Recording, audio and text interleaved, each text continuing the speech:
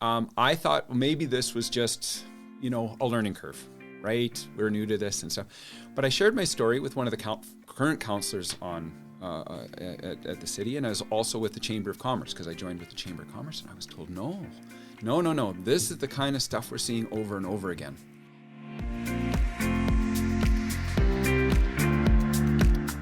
This episode of Bring Back the Porch, brought to you by Bernie Leahy, River Street Realty. Let's get you home.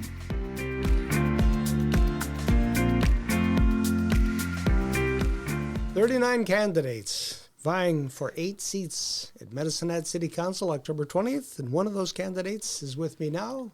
Good morning, Michael Reid. How are you? Oh, good. How are you, Brian? Very good, very good. Yeah. We were just talking before we went on the air here about your background. You're not from Medicine Hat originally, but you chose to come to Medicine Hat. Why? Well, there are a few reasons. One, my wife is from here. So my wife grew up here, was raised here, went to Medicine Hat College here, but had to move away to finish her degree. That brought her to Red Deer, where she was a teacher. But that's also where I was. I was up in Red Deer as a teacher. And we decided that we wanted to try something different. We were ready to transition into a different career, different phase in our life. And we wanted to open up our own business. So we had that opportunity to say, hey, we can move anywhere. This is a brand new start, but a couple of factors. One, that her family's here, played a big role. And so we were coming down and visiting. So we did fall in love with the city. So coming down and it was like, oh, this is beautiful downtown, beautiful parks, beautiful. It was amazing. Like coming down, actually, people said hi. Mm-hmm. So being in Red Deer, it was like, yeah. And I'm not trying to criticize Red Deer, but it was like coming to Medicine and people would be like welcoming and saying hi. I was like, oh, this is awesome. This is just great, right? So all those factors played a role into where we were going to make this new start. And so, so we decided to open up our own business, YogaRevolution, downtown. Mm-hmm. It's refreshing to get an outside perspective on Medicine Hat, because a lot of us have been here for too long. We sometimes take our city for granted, but it's nice to hear nice things about our city from someone who looked at it from the outside. Yeah, and I hope I bring that perspective. It just kind of comes naturally with it. I mean, and I don't hold this against me. I was born in Ontario. I was raised in a small little mill town in Ontario. I spent 3 years in Winnipeg. I moved to Red Deer in 97. I've been in Red Deer since 97. So I've been around, seen some different things, and different, I guess I have some different perspective on things, I guess. But yeah, looking at Medicine Hat from that outside, and that's what I saw. It was just, this is a great a great community to live in, and I'm excited for it. Yeah, like really excited. So how do we translate that excitement and bring other people to have the same vision into Medicine Hat? Well, I think that's the thing, is that Medicine Hat has a lot of great qualities. Those are the qualities that I saw, right? Like, and you talk about whether it be, I mean, we can highlight the climate and the sunshine. You can highlight that. Mm-hmm. You can highlight that friendliness, that community feel. You can highlight the parks. Like, I mean, really driving across kind of prairie land and farmland, and all of a sudden it's this little oasis in the middle of nowhere where it's just trees, and like the coulees are like our mountains. We've got a view. We live kind of on the hill downtown here, mm-hmm. and we look out and see the coulees, and we just call those our little mountains, right? So that kind of stuff.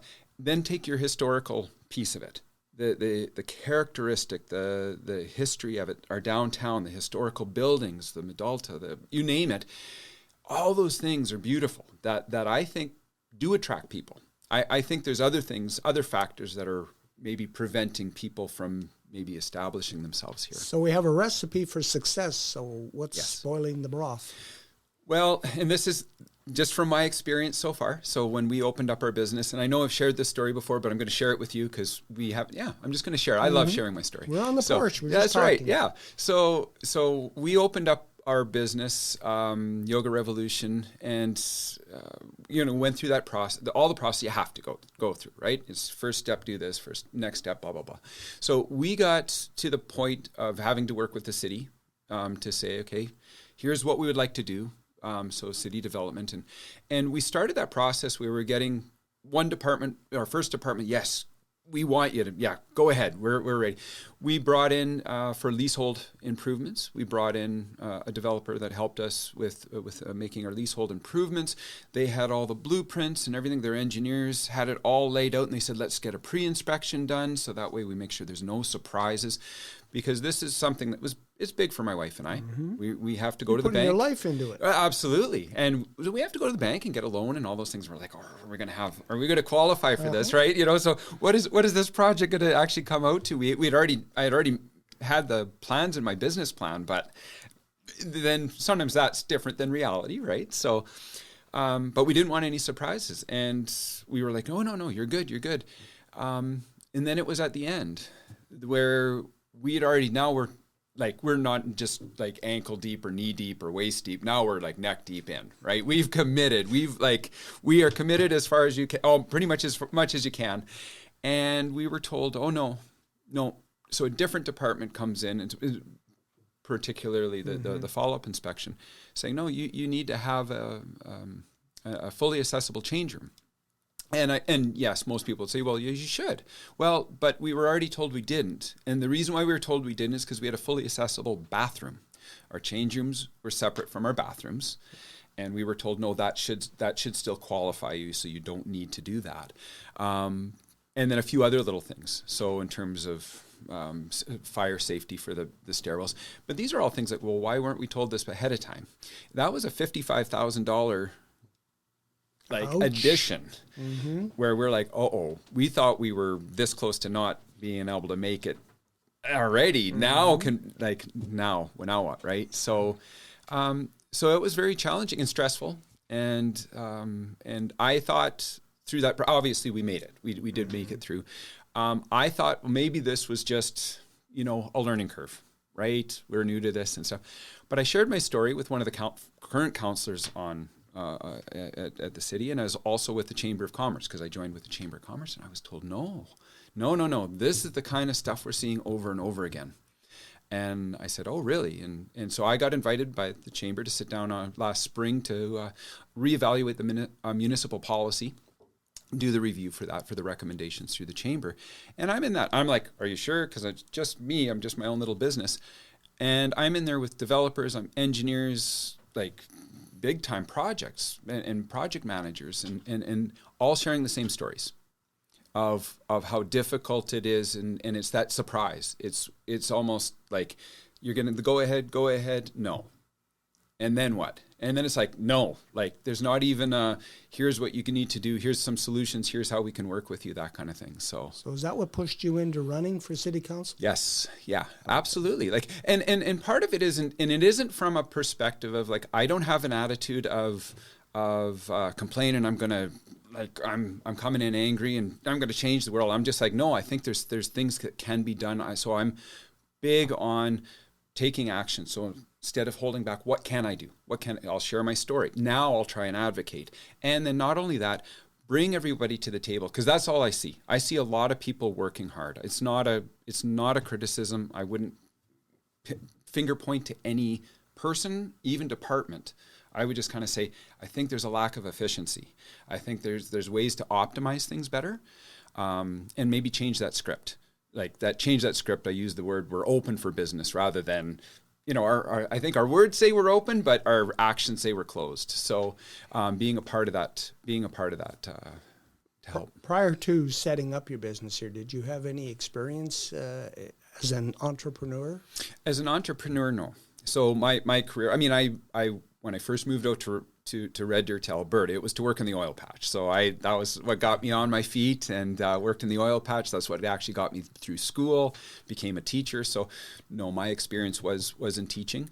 But I felt that my skills that I've developed and grown over the years as a teacher and in other areas of education, I was like, no, I want to use these skills into something else. So entrepreneurship was I said, no, this will be a good transition. But no, to answer your question, this was my first project. So along with my wife, I have to give my wife credit. Yes. Or you'll be in trouble. Oh yeah, no, I will, because it's hers too. This isn't just me. She says, you keep saying me, and I'm like, I know, it's us. You're right. One of the things that this next city council is going to have to is sink its teeth into is the municipally controlled corporation. The idea that maybe running the daily utilities is too much for 8 people who don't have a lot of experience in that. Have you given any thought to that?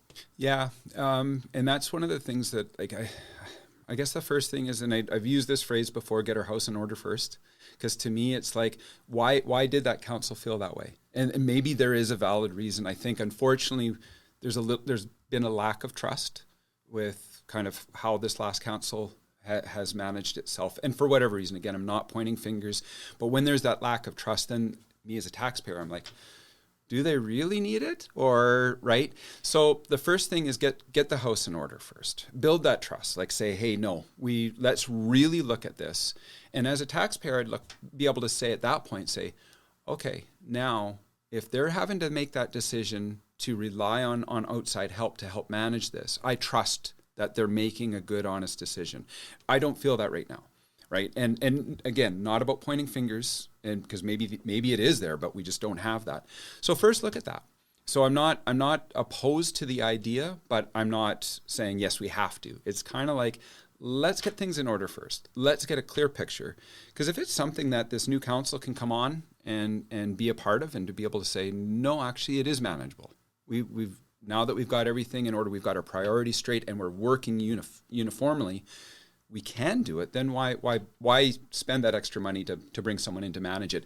However, if we look at that and it's become so diverse, and times change, that it's like, no, actually, we would get better return. We would get a better investment if we actually had someone else doing this for us. Then look at that. Would your experience in the oil and gas industry help you if you were sitting on city council and looking at the utilities? A little bit. I mean, it's limited. I mean, I was on the forefront. You were a grunt. I was a grunt, really, as I was. So, but being involved in that world, obviously, paying particular attention to what's going on in that world, and in oil and gas and energy. I mean, it was our livelihood, right? Mm-hmm. So yes, and then there's connections you make too, right? There's people that you communicate. So it's not, I guess I've seen it. I'm not criticizing someone who just goes into a career and then that's all they've ever done, and then their world doesn't expand beyond that. I have that experience to be able to say, no, there's more to it than that, right? So. Speaking of energy, the Salmon Solar Project is another big ticket item that is on the horizon. Mm-hmm. Have you given any thought to where you would stand on that? So again, I won't repeat all of that, but again, that idea of getting the house in order to make sure that decisions moving forward are done responsibly, and is there benefit for it? Now, I understand with this project, it's a little bit different because money's already been invested. They've already jumped. So I'm talking, like when we were just talking earlier about mm-hmm. me being in my business, and now I was ankle deep, knee deep, waist deep. Where are we in this project, right? So now it becomes the question of, is it worth cutting our losses? Is that where we're at and starting from scratch?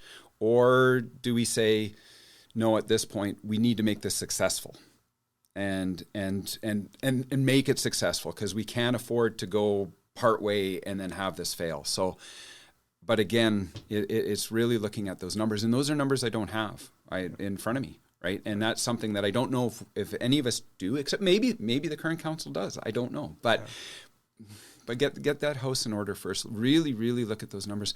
But then that's what it's going to come down to. Yeah. I suspect the answer to this next question will be the same as the other one, but the Southside Recreation Center is another big ticket item that we've heard a lot about in this campaign. Yeah. Again, can we afford it? Yeah, and it's an important thing, because I'm hearing from a lot of families. I mean, and we're wanting to attract families, right? Like, I have 4 kids. They're all adults now. But I've been there. I've done that. I know what it's like, and I know that's important. If we don't have those kind of facilities and services, it's hard to attract families and that to the city. But at the same time, when we're talking times are pretty tough right now. cost of living has gone up and those kind of things. So we do have to be very responsible with, is now the time to spend? My other concern would be, because I've seen this in cities, I saw this in Red Deer particularly, where it's like, hey, we're going to go for this project. And it's like, yes, let's go for it. And then it's all of a sudden, as the project's unfolding, it's like, oh, but we got to cut this, and we got to cut this, and then we got to cut this. And then all of a sudden you end up with a project that's kind of mediocre. And you've just invested a lot of money into it. It's not sustainable, because now it's like, now we've got to find something else. Yeah. So before being reactive and just jumping in and saying, yes, this is what we need, I would really want to look at it from that perspective of, say, again, if we're going to do this, it's got to be sustainable. It's got to be done right. It's got to be done well. And then there's that second piece that it does fall on it. When we look at our budget and say, in order to do this, if this increases our taxes, you as the people, are you all right with that, right? And really giving that feedback, because that's who we're technically working for, right? So the property taxpayer, we've been hearing that they are saying we can't afford 5.7% increases every year. So you have to keep that in mind if you're sitting around that table. That's right, and so I get it, and they're not easy decisions to have to make, but that at the end of the day, we also have to adapt to our times. So 5 years ago, 10 years ago, I'm depending on what, it might have been, these are great visions, but now as times change, we have to be able to adapt to those things and maybe curve our thinking. Not saying throw the idea out altogether, but keeping in mind, we want to make it successful, but we also need to make it so that way it's affordable, and being mindful of the people. Because great to have a facility, but if there's no one here to use it because nobody can afford to live here, then we've got a problem too, right? Yeah. One of the issues in this campaign, too, has been the mustard seed and the people that we see collecting downtown that apparently have nowhere to go. Yeah. The mustard seed has withdrawn its application to use the old youth hostel, the labor hall up in Northwest Crescent Heights. If you're sitting on city council, what will you bring to that discussion? Well, one is to bring people together, because one thing I've found, especially being a downtown business owner, is that idea. There's lots of agencies, the city, whatever it is, working really hard, coming up with decisions. But sometimes not everybody's at the table. So sometimes when we make a decision, we don't realize how we're affecting someone else. So I even think of it as the downtown businesses, right? As my business, I can think, hey, this is a great way that'll help revitalize the downtown.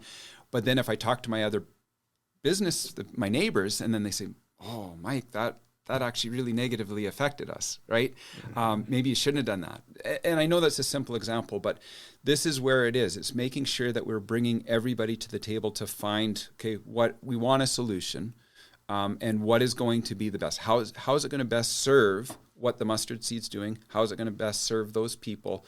And then how is it going to best serve the community as well? So it's not just a Band-Aid, that it's looked at, again, it's sustainable. I mean, I just visited the root cellar, and I know they're a different thing, but just seeing how well organized and thoughtful. I gave the description to Melissa when I was talking, and I said it's like intelligently thought through, every little process, right? So that's that kind of thinking that we need to bring when we make a decision for the mustard seed and our homeless and less fortunate population. I know, and it doesn't solve the problem, and I don't see it going away anytime soon.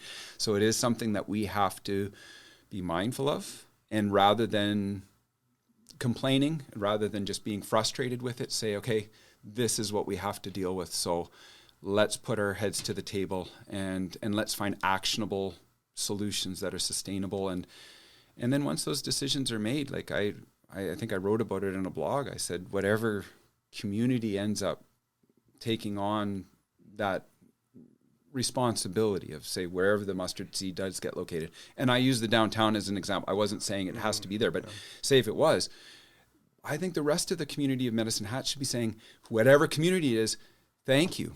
And we will support you however we can, because I know from wherever, it doesn't matter where you live, if it comes into my neighborhood, which also happens to be downtown, there's going to be, oh, these are my concerns, right? If it was in the flats, oh, these are my concerns. If it's up on the hill, these are their concerns, right? Then wherever that ends up being, the rest of us as a community then support. Have you seen impact on your business downtown because of the people who are homeless, to use, I guess, the term? So in terms of the homeless, my answer would be no. Where the impact is, and it's maybe not, it's not a yes or no. It's almost an indirect. Where I see the impact is when I talk to people who then say they're nervous or scared to come downtown. That's the impact. It's not the people themselves. And one of the solutions, like I kind of head the downtown voice group that we talk about of how to make it vibrant. And we talk about, well, what is in our control? What we can't control, what authority the police have. We don't have control of mental health. We don't have control of substance abuse. We don't have control. What do we? We have control of making it vibrant and exciting and a place to be, because downtown, when it's busy, it's the less fortunate homeless population are still there. We just don't see the less desirable behaviors as much, right? And if that's what we're talking about, that's how it impacts my business, is when I hear people saying, I'm nervous of coming downtown. A lot of times why they're nervous, because they're nervous about seeing that less desirable behavior. So can we find solutions? I mean, because we can sit back and say, when are they going to do something about it? When are they going to do something about it, right? It doesn't solve anything. And we can talk about that till we're blue in the face. But if we can find solutions such as, let's make it vibrant, let's make it active, let's own it, let's take pride in it. And then what happens is it actually, you don't see those less desirable behaviors, and which I don't. We've got a great police team that I know when they're around all the time. Like I have them on my phone if I need to phone Sergeant Brian and say, hey, and it's not out of a complaint. It's not because someone's done anything to my business. It's like, I think someone needs a little bit of help. And they're on it right away. Like it's all there. Like the supports are there, but we need to change that script, because the more that people start saying, I'm fearful, I'm fearful, I'm fearful, I'm scared, then what happens is that it becomes a reality. And that's what happened in Red Deer, I think. I think that, because I heard that talk, and then the downtown just became a ghost town. Mm-hmm. And it did become an issue. So anyways, that was a long answer to your question, but that's my perspective on this, is to say, instead of giving into that fear, and that's what it is. And it's valid. I don't want to take anyone's feelings away. Like they're valid concerns, but then let's say, then how can we work together to feel safe? So it's been a long campaign, Michael. What have you learned from it? Lots. So yeah, that's probably the simple answer. Now I'm going to talk, right? Because I like to talk. So, being a former teacher, I had all that, like, kind of that energy and passion and everything else that I would bring into my class. You can tell I've got lots of passion, lots of energy, right? Like, so, but now that I'm not teaching, it's like, where do I bring that to? So with this, it's been a huge learning curve, but that's what I love. I love to get out there and talk to people, learn more, and just listen to the stories I get. And I give the example of, even with the downtown businesses, I'll use this as an example. I can come into our meetings where I'm talking to every other businesses, and I say, okay, hey, what can we do as a solution to, for this problem, an actionable solution? I don't have the answers. But then all of a sudden I start to hear these other business owners saying, hey, let's do this. And I'm just like, oh, wow, like, that's awesome. Let's run with this, right? And then there's opportunity for me to be able to say, oh, and what about this? I've had this experience with this. Sometimes I get put in my place and say, no, Mike, been there, done that. We've tried that. I'm like, okay, good. No, I'm glad you told me. Or there's times where it's like, no, that's great. So as we work collaboratively and put everything together and unify everybody, we come up with some great creative ideas. So in terms of this campaign and what I've learned, I've been learning lots. And it continues to grow. That's the most important thing is I love learning, and I love being able to see then where can I put my skills to help bring people together to find those actionable solutions to make things better. Sounds like you would be a consensus builder if you were to be elected. Yeah, and it is. That's a really important skill for me. is in helping people stay focused on, hey, yeah, let's not dwell on the negative. Let's keep focused on those positive things and bring ideas. No idea is a bad idea, that kind of thing. But then being responsible with those things, right? Weighing all the pros and cons, because I don't like making decisions that are uninformed. So, and as a group, I feel that's important too, right? So making sure that we've got all the pieces of information, because last thing I want to be able to do is put my foot in my mouth because it was like I didn't actually take the time to do the research or listen to the concern or the suggestion, right? Take everything into place, so. Michael Reid, candidate for Medicine Hat City Council, October 20th. Thank you for the visit. Yeah, thank you so much. Thank you so much for having me here. It was a pleasure.